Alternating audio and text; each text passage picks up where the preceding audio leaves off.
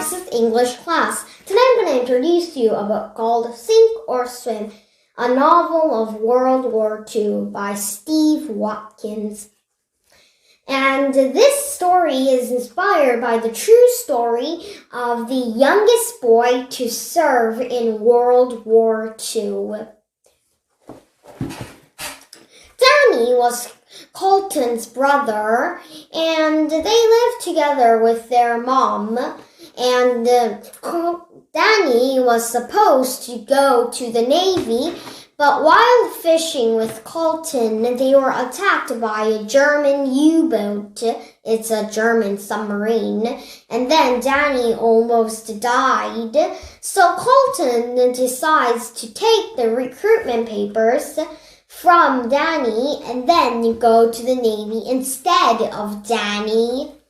So he disguises as Danny, takes the recruitment papers, and go to the recruitment office. At the recruitment office, he goes onto a bus, and then he meets Woody and becomes friends with him. And then the bus goes to boot camp, where they train a lot, and then they graduated from them there. And with the other friends like Straub and the others. And then Woody and Colton became a subchaser, finding U-boats and then damaging them or actually just destroying them. And so Woody and Colton goes to Miami. At Miami, they go to the new Subchaser Training Center and trains how to actually become a subchaser. Like, what's the meaning of U-boat, or maybe how to spot a U-boat, or maybe how to use the artillery, and many other things to become a subchaser. Then they went back to Michigan, then went on to a ship which didn't have a name and only a PC name called PC-450. And then their first mission was to protect a cargo ship going out of New York Harbor and to Florida. So another U-boat first appeared, but then it just retreated. Another appeared, but the PC-450 actually missed the shot, and then the U-boat disappeared. And they actually went to Florida. Then, while coming back, another U-boat came, but they chased it off.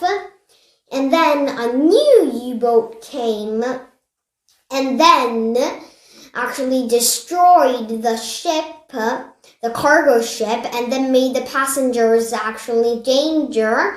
But they actually safely went to other ships, and then they were all okay. Then the PC-450 caught them, and they caught the Germans inside that sub, and sank the U-boat and caught the Germans as prisoner.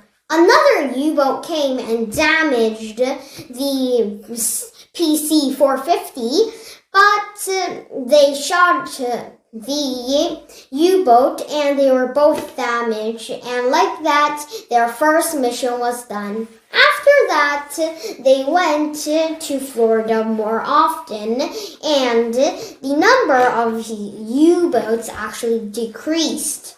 Then one day, they had to protect a ship going to England with food, weapons, and other kinds for England. But then a U-boat appeared, and other U-boats too, and the PC-450 shot them down. But they didn't know exactly if they actually were damaged, but Colton thought they were all damaged.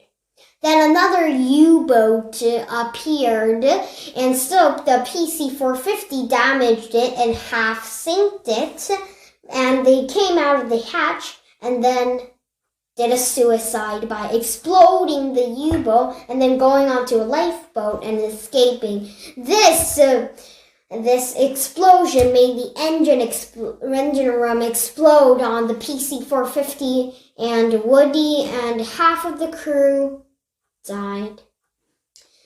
And so the others, Straub, who actually was also on the PC-450, went with Colton and the chef and other half of the crew, went on the lifeboat and went and caught some fish in water, and then they met the Germans from that submarine. And so they caught them prisoner and gave them some water and some fish. Then a Navy destroyer that also had been protecting the cargo ship to England saved them and also said that it was successful to going to England. And there was also a nurse treated Colton's leg, which had a metal piece because of the explosion.